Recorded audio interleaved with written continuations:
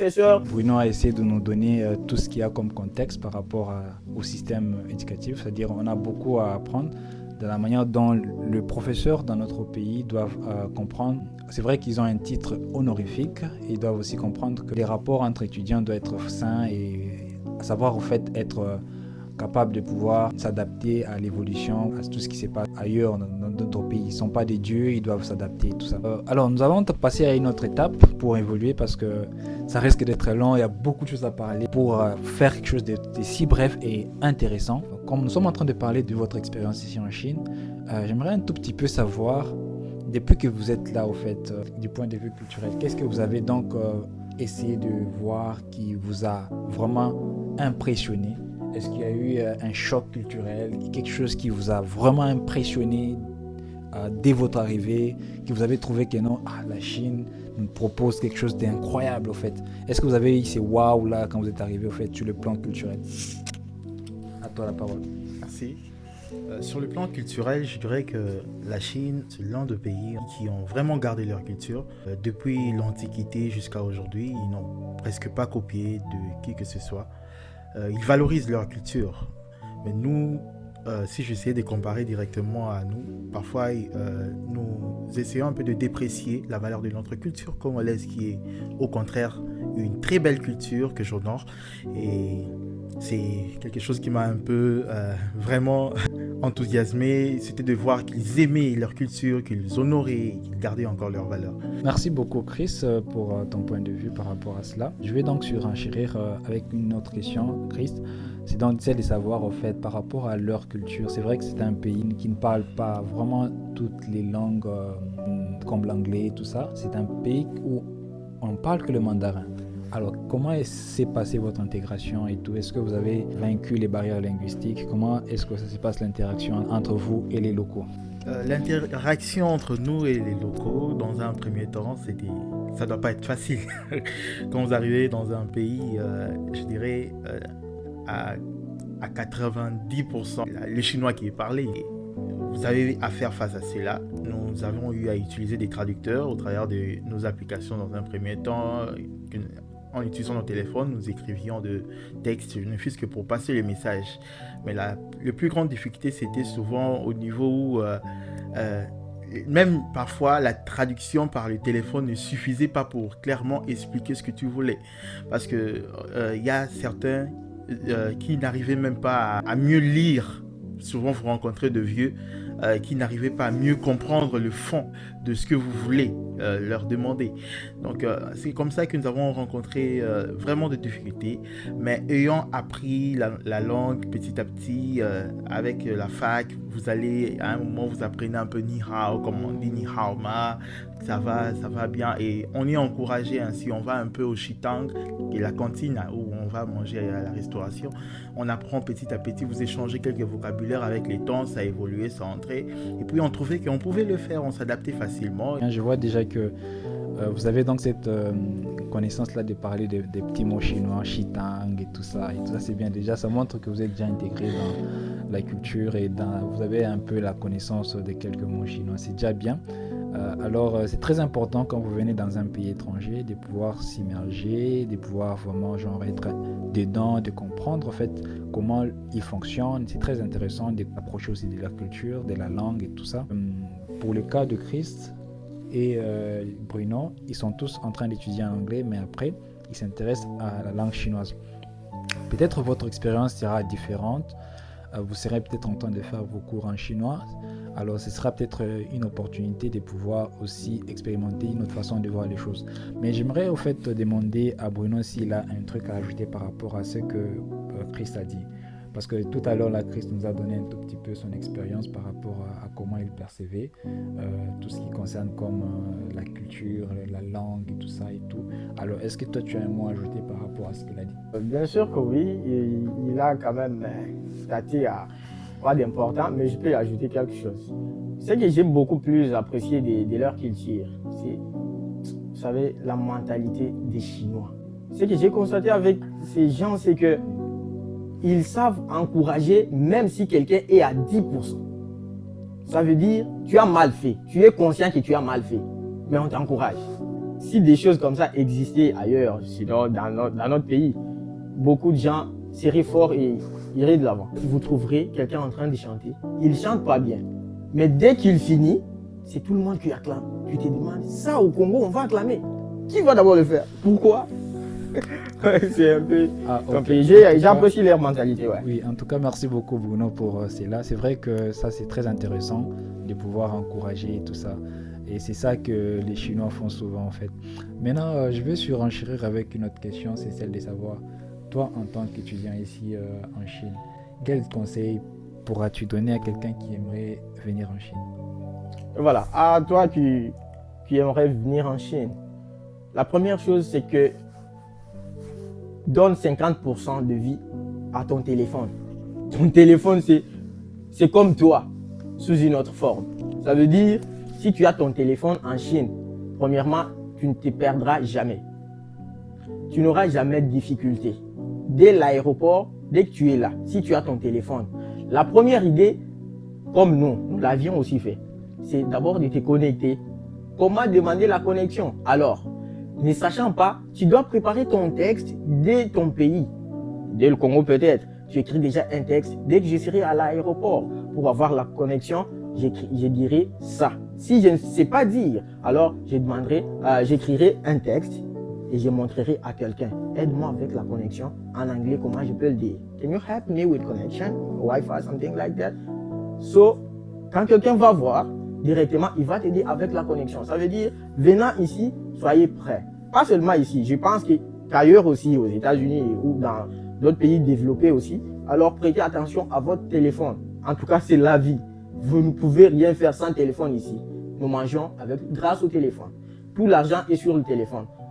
Et on ne peut jamais vous voler votre téléphone puisque toute votre vie est là-bas. Tous nos documents sont sur téléphone. Tous nos cours sont sur téléphone. Tout ce que nous faisons ici sont sur téléphone. Voilà pourquoi votre téléphone est quoi de très important. En tout cas, ce que Bruno vient de dire, c'est très capital. La Chine a toujours essayé de pouvoir faire tout sur téléphone, la digitalisation. Ils mettent tout sur leur téléphone, que ce soit le paiement, les systèmes de paiement et tout ce qui va avec.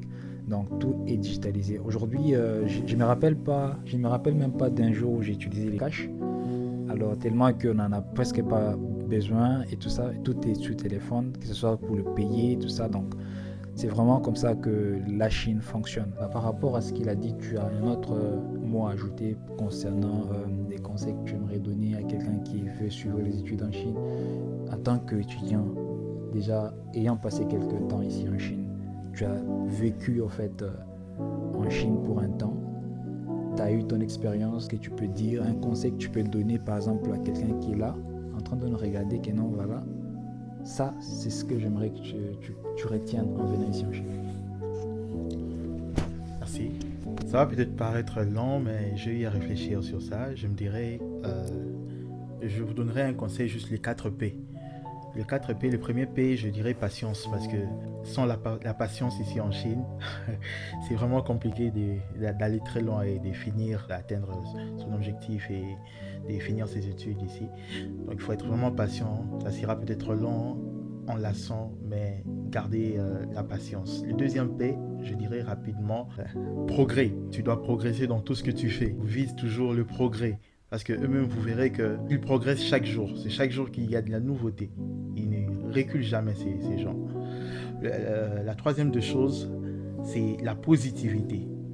Que nous puissions enlever en nous ces pensées négatives que nous avons, le doute que nous avons, que ça ne va pas marcher, que là je ne saurai pas, c'est dur pour moi. Restons positifs dans ce que nous faisons. Et pour finir, la persévérance. La persévérance dans le travail qui vous emmènera très loin et à réussir vos études ici en Chine. Bienvenue en passant. En tout cas, merci beaucoup. C'était très intéressant, les 4 P en tout cas. J'ai retenu la persévérance, c'est ça? Oui, en tout cas la positivité, c'est ça, c'est très intéressant. Et tous les 4 P, la patience et tout, c'est très important pour ceux qui veulent venir en Chine. Parce que quand tu viens en Chine, tu auras besoin de ça. Surtout que pour ceux qui viennent par exemple des pays francophones, peut-être tu vas te dire que non, moi je ne connais pas parler la langue. En tout cas, c'est un milieu où tu auras à te rencontrer avec plusieurs cultures et que par la grâce de ton travail, il faut compter sur ta manière de travailler. Tu auras plutôt à vraiment voir ton développement personnel être en train de croître d'année en année. Tu ne seras pas la même personne, que ce soit sur le plan de parler. Est-ce que Chris, avant que tu viennes ici, et maintenant, ta manière de parler anglais, ta manière de faire les choses, tu ne penses pas que ça a changé? Je dirais que ça a changé à 99% parce que j'étais quelqu'un de très procrastinateur mais venu ici, je me suis mis au travail comme le chinois. Vous allez vous rencontrer à un moment donné que vous êtes en train de progresser de temps en temps. C'est ce qui est très intéressant. Et avec aussi le fait que vous êtes dans un milieu qui est un tout petit peu combiné de beaucoup de cultures, de beaucoup de gens, ça vous permet de pouvoir vous développer. Nous allons juste passer à notre dernière question qui sera donc cette fois-ci liée à l'aventure en Chine. C'est-à-dire en tant qu'étudiant ici en Chine, à part les études, est-ce que vous avez droit à travailler? Est-ce que vous pensez que si ces droits-là ne vous est pas accordés, qu'est-ce que vous pensez au fait que les étudiants qui veulent par exemple venir peuvent être butés comme difficulté au fait? Est-ce que vous pouvez relever certaines difficultés que vous, en tant qu'étudiant, vous rencontrez par rapport au travail, par rapport à quelle est votre source de revenus et tout ça? Est-ce que vous pouvez un peu essayer de tailler peut-être en 2-3 minutes, ne soyez pas très long, en donnant un tout petit peu ce que vous pouvez peut-être aider ceux qui veulent venir? Est-ce que Bruno, tu peux avoir un mot à dire? Voilà, on peut toujours avoir un mot à dire. Voilà, voulant venir en Chine, premièrement, renseignez-vous d'où vous allez, si vous pouvez avoir une bourse d'études. Ça, c'est quelque chose de plus important. C'est en tout cas plus important si vous voulez venir en Chine pour ne pas rencontrer beaucoup de difficultés, venir dans un nouveau pays où la façon dont on utilise l'argent est totalement différente. Alors, rassurez-vous d'avoir une bourse même d'une année ou la première année que de venir d'abord comme ça. Mais si vous savez que vos parents peuvent payer les frais, sentez-vous très à l'aise, venez, puisque la vie est très moins chère. La vie est en tout cas moins chère. Imaginez-vous, vous avez 10 dollars au pays, ici vous avez 70 yuan, donc la monnaie chinoise. Donc, c'est un peu beaucoup d'argent. Si on vous envoie 100 dollars, en Chine, c'est 700 yuan. Donc, vous utilisez là pendant un mois. Pour celui qui ne dépense pas beaucoup, il peut utiliser ça au-delà des 30 jours. Ce qui veut dire que vous pouvez être très à l'aise. L'un de ça aussi, vous pouvez, avec vos idées, initiatives, vos idées plutôt innovatrices, voilà, innovatrices, vous pouvez créer un business. Commencez à acheter des choses pour les gens qui sont restés au pays, gardant vos connaissances vraiment du pays, venir ici et puis commencer à aider toutes ces personnes-là qui ont besoin d'acheter des choses. Si vous avez votre propre argent, vous avez un budget, alors vous vous lancez à faire quelque chose. Comme mon exemple, je n'ai pas souhaité vraiment commencer un business à ce niveau-là. Donc, commencer à acheter et puis dépenser beaucoup d'argent pour le fret et autres. J'ai choisi de créer un truc qui va me générer de l'argent au pays. Au fur et à mesure que cet argent atteint une certaine quantité, alors je créerai un business maintenant international, étant un étudiant en affaires internationales et commerce. C'est ça un peu mon idée. En tout cas, merci beaucoup Bruno pour ces projets intéressants. On aura besoin peut-être de pouvoir discuter là-dessus, mais bon, en tout cas, merci beaucoup. Chris, toi, tu as un mot à dire par rapport à ça?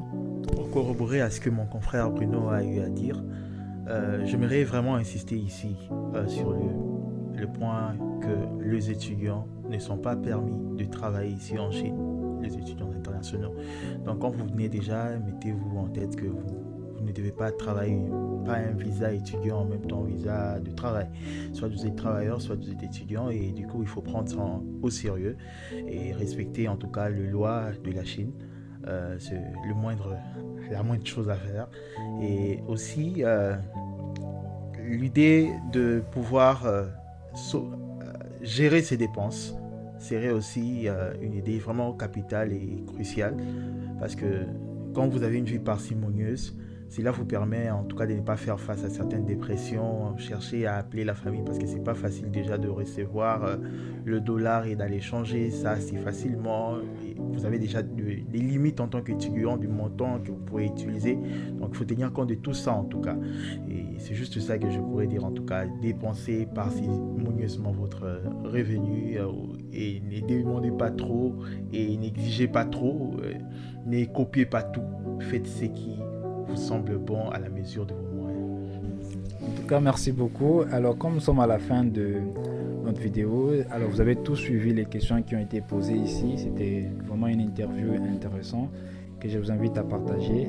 On a passé un moment où on a appris de ces deux invités qui sont passés ici sur notre chaîne. Alors, nous avons donc apprécié leur input et tout ce qu'ils ont donné qui peut vous aider, vous qui venez par exemple faire votre aventure en Chine.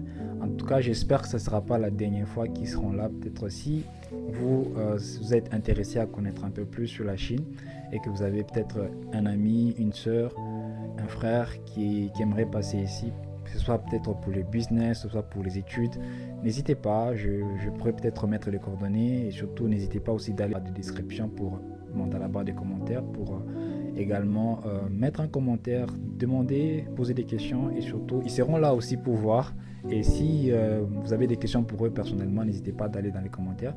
En tout cas, c'était une très belle expérience. Merci beaucoup Bruno, merci beaucoup Christ et nous sommes à la fin et ciao.